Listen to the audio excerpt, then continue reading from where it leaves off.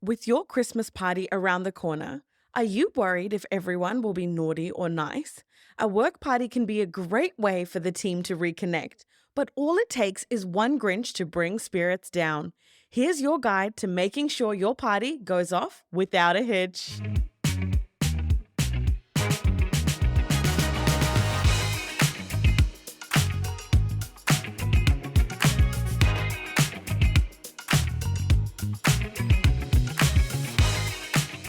Hi everyone, welcome back to Lowlands. My name is Sanam and thank you so much for tuning in today. Welcome back to another Employment Law Done Right episode, and today is a very timely one. We are going to be talking about the office Christmas party, which means that the end of the year is right around the corner. You can see it just like a light at the end of the tunnel. You are looking at Christmas, New Year's, the festive season. I went to Kmart over the weekend and oh my goodness, was that place like entering into a battlefield. It felt like there were just people everywhere, decorations everywhere, baubles all over the floor. Lines were long, trolleys were packed, but you know what? It makes you feel like things are bustling for Christmas and New Year's. And when I went in there, I was thinking, I really got to go in and get out. But you never go into Kmart knowing, fully, wholeheartedly knowing that you'll be able to leave in 10 minutes. You go into Kmart knowing that it's going to be a whole affair, a whole ordeal, and you've just got to wear that. So unfortunately for my partner,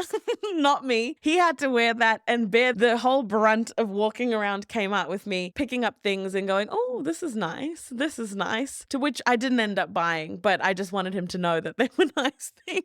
So there you go. That was my Kmart saga. But today I wanted to say that, look, it's been a big year, right? It's been a busy year for a lot of people. 2024 has brought a lot to New Zealand. There's been a lot going on. And I'm sure that you have also felt the busyness this year. And work parties are truly an excellent way to celebrate achievements, to wrap things up on a positive note. But then you have me, which is the Grinch in this situation, going, there is a serious side to the festivities. And employers need to be mindful of that. They need to know that, look, there is this fun and exciting side to the parties, but you also want to make sure that your party is safe and that all the risks are mitigated. And you want to make sure that you do all of this so that when you wake up on Saturday, maybe slightly hungover, you're not having to deal with ER headaches, maybe just the headache from those few tequila shots that you did. Look, a real headache is probably a lot easier to get over than an employment relations headache. Before we get into it, I just wanted to say, if you are enjoying these episodes, if you are liking the podcast, then please absolutely subscribe, give it a follow, jump over and connect with me on LinkedIn. I love to chat to you all, and I'm really trying to work on growing this community so that you have a place to come to if you ever have any questions or you need any help with anything. So subscribe, follow, and let's get into it. I wanted to do something a little bit unconventional, a little bit out of the ordinary for an employment lawyer. The first thing I wanted to have a look at is what kind of employer or business are you? It's an interesting one, right? I wanted to ask this because employers want to discipline those naughty employees, right? But then you come across so many businesses and so many employers that want their employees to have a great time. They don't want to have strict rules. They don't really want to set any onerous parameters because they want everyone to just be lively and they don't want to dampen this Christmas party. But my question to those employers is, what happens when things go wrong? How do you actually discipline an employee if you haven't set any boundaries, parameters, no reminders, no expectations? I know that I'm a jaded employment lawyer and I have seen many situations go wrong. So I believe personally for me that there is a middle ground that employers can follow. And there's a way for employers to have all the fun and all of the excitement, but also making sure that you've ticked all your boxes, you've got the correct policies in place. Because something that came up recently, which I found interesting, was that someone said a policy is not going to stop an employee from sexually harassing someone, for example. But the reality is that the policies and the parameters and the expectations you set into place will allow you to leverage off of that to go down the disciplinary route if it's necessary. So it gives you these guardrails and these safeguards to protect you if you wanted to conduct a process. It's all about understanding what type of environment you want, what type of situation you want, what kind of employer you are. Now, with that comes, what about the type of party that you actually want. What we're talking about here is what kind of venue do you want? Will there be alcohol or food served? And like I said, this is not employment law related, but these are the outside things that you really need to think about to holistically make this all come together. It's not really falling into the realm of employment law, but you need to know that the reality is alcohol can fuel unwanted behavior sometimes. And we know that there are many parties where hard liquor is not okay, and many employers say, look, we only are going to do beer and wine. It's important to make sure that you understand what kind of party you want to set, because you need to monitor alcohol consumption at the event. You need to provide plenty of food and water so that the employees can help manage intoxication levels. So with that, I would say, 1, figure out what you're looking for, what kind of employer or business you are. 2, have a look at what kind of food and alcohol you want to serve. Like I said, a lot of employers don't do hard liquor at their parties. And then the third thing would be making sure that you have the right and correct trained staff serving drinks, making sure that if somebody's intoxicated, they are saying no, and make sure that when you've got alcohol, you always serve food. The last thing that employers might want to consider, and you're not legally obligated to provide this, but transportation after the Christmas party. There are steps that you can take to improve your team's safety, to make sure that they safely go back home, and making sure that everyone has had a great time, but they're all safe and sound. And if you're in a situation where maybe the work party isn't close to work, for example, then are you going to be looking at providing transport in that situation, getting from work to the actual venue and then also from the venue to their home? So like I said, not a requirement, but definitely if the venue isn't near the workplace, then it is really important for employers to find a way to get the employees from the workplace there. But when it comes to going home, you're not really obligated to do any type of transport after the Christmas party. But keep in mind that it might be a nice thing if you have a situation where you're doing hard liquor, heavy drinking, big party, all of that. But my employment lawyer heart just won't be able to take it. Now, getting into what we actually need to get into, which is all of the employer obligations, things around having policies, setting expectations, is what I wanted to touch on. So the first thing is employer obligations. Health and safety at work. That is your act. That is your piece of legislation. From Section 36 onwards, employers have a clear duty of care towards their employees. And employers need to make sure, according to the legislation, that they provide a safe environment for their employees, their contractors, any visitors on their premises, as well as people that have gone to any work events. They need to make sure that they take all reasonable, practical steps to minimize health and safety risks during even a Christmas party. So what does that mean for you? It means that even if the employees leave the premises, leave the workplace and go to this venue, you are still responsible. You are responsible for how they're going to get there, for what they're doing during the exact work function, and what happens if the party continues into an after party. It's important for employers to know that you need to create a very clear separation between the work party and any after parties. But also keep in mind that inappropriate behavior from an employee, even outside of the workplace, will still actually impact the business. So if you've got a whole bunch of employees that have gone out and they've gone out to an after party, then it can still relate to the workplace, because if something happens to one employee or another, then that means that the employer has a duty to investigate and try to resolve the matter, even if it's outside of work. And you want to make sure that you do this because it can reflect poorly on the company and the business itself. And it can also affect the reputation of the business or even just the morale of the team. So what can you do to set all these parameters, right? You've got all of these things that you're thinking of and you're wondering, okay, look, maybe I shouldn't do hard liquor. Maybe I should make it very clear that if something goes on, we will definitely go down a disciplinary route. So how do you do it? Well, let's talk about policies.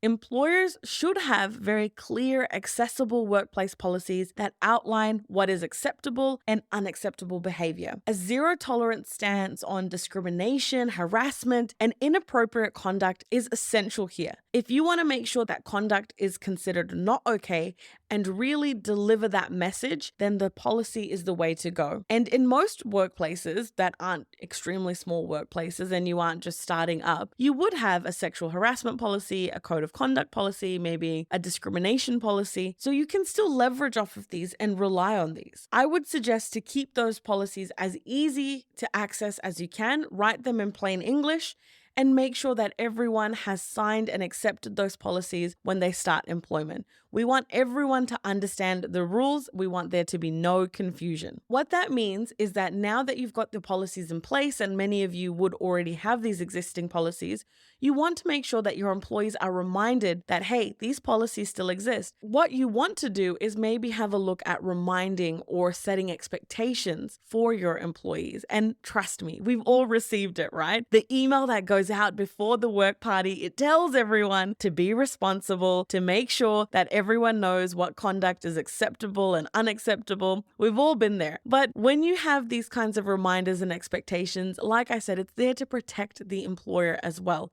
You're trying to set yourself up so that you've got these guardrails in place. And if you want to set the scene for what employees should expect, then employers need to communicate in writing the expectation that all their staff will treat each other with respect and professionalism at this work event. I have personally been to a work party, and the best thing I saw an office manager do was send someone home well before things got out of hand. And you may be wondering, how can you gauge that? Well, in this particular case, one of the ladies that was working with us, she was quite tall. So when she was intoxicated, you could see that she would hunch over a little bit when she was dancing. She wasn't her normal self. And it looked like in the first portion of the night, it was progressively getting worse. And the office manager made a call that when we were all headed to an after party, the office manager said, look, I really can't bring you with us to the after party, not in this state. So I'm going to send you home. And the employee was so good with it. She said she understood and she went home. And that meant that on Monday, there was no embarrassing looks in her direction. There was no, hey, did you see how you fell off the stage or anything like that? It was just a normal, typical Monday. Normally, you are able to see things escalating and you know that the next stage might take it to the next level. For example, if somebody's going around yelling across the bar, maybe picking up glasses and waving their drink around, all of a sudden they've smashed a glass and it progresses a little bit more and more. There has to be a point at which you make a judgment call and say, look, you're a bit intoxicated. Be careful with that though. Make sure that you are not disadvantaging anybody or you're not sending them home or suspending them or anything like that when there is no valid reason there. So you've got to use your better judgment in this case and do what a fair and reasonable employer would do in those particular circumstances. So it is important, like in that case, to set the expectation to make sure that you have something in place around sending people home as well. That was something that was written in the memo that had gone out by email. So the wording that was included in there said that the employer or a manager or a person would send somebody home if they looked severely intoxicated or if they engaged in particular conduct. And so this sets out the expectation that if there's intoxication, harmful behavior, something like sexual harassment, then the person will be sent home. That leads me to, you need to have a look at assigning somebody for the night that is the responsible person, the sober person, the person that's there to help out with the case. And I personally, this is my personal opinion, I would always recommend a safety officer or someone that will be there that is actually a senior member of staff or senior member within the business. Not in age,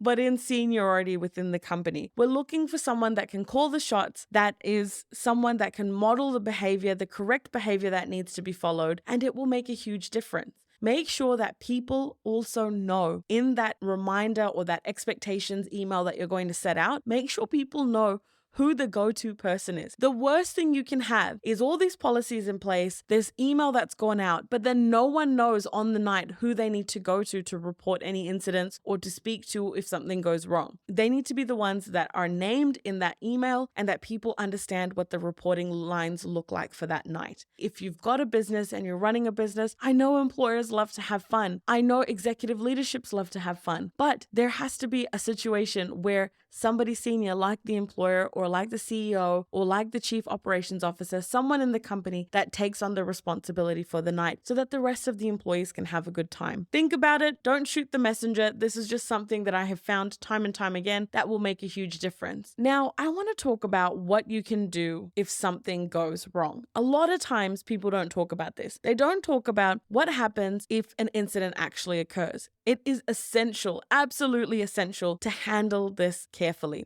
You need to follow any policies that you have, and you want to make sure that you have a clear complaint system, who the person will report to. Will the person take a recording of the complaint? Will they end up jotting something down? How will that work exactly? A lot of times it's all in the heat of the moment. You're not able to take down any notes or incident reporting, but depending on the scenario that you're in, you might have to. If a complaint has been made by one staff against another employee, it's really important that you investigate thoroughly. If it's a he said, she said situation, I would be careful and treat everyone the same. If an employee has come to you and said that such and such person has done this and this, you will need to investigate into it. I wouldn't necessarily just straight away go, yep, you're going home. It's a matter of checking in with that person, seeing what that person is like. If they're really intoxicated and they're under the influence, then you usually will be able to gauge that they need to be sent home. So don't just take all the complaints on face value. I would recommend having a chat to that particular employee and just seeing where they're at in terms of the alleged, and then moving into what you've got to do. So make sure that you're treading carefully with those scenarios. The approach that the courts normally take if something goes wrong is that the employee is primarily responsible for their own actions, which is great. But this is where it gets a bit tricky. The courts would also expect that a fair and reasonable employer would have at least considered the extent to which they contributed to the problem. For example, if you're providing too much alcohol and if you don't have any sufficient controls in place, like you've provided hard liquor by the bottle and people can just go in and pour however much they want, that is exacerbating the situation. So the more you can show that you've put controls in place, that you really try taking these steps, you'll help create a festive environment where your team can celebrate. Remember, you still have time. If your Christmas parties are next week, even at the end of the week, you still have time to write down whatever you've got to do and send out that memo. Make sure that your policies are all in place and that you're good to go. Well, that's it for me today, everyone. Thank you so much for your time. I hope you're enjoying these episodes. And if you are new here, then welcome. I hope you like this one. If you've been here before, then welcome back. Make sure that you subscribe and follow Law Lens for all of these practical tips, insights, and everything you need to know to make sure that you've done employment law right. Thank you so much, everyone. I hope you have a lovely day, night, evening, morning, whatever it may be. And guess what? I'll catch you in the next one, everyone.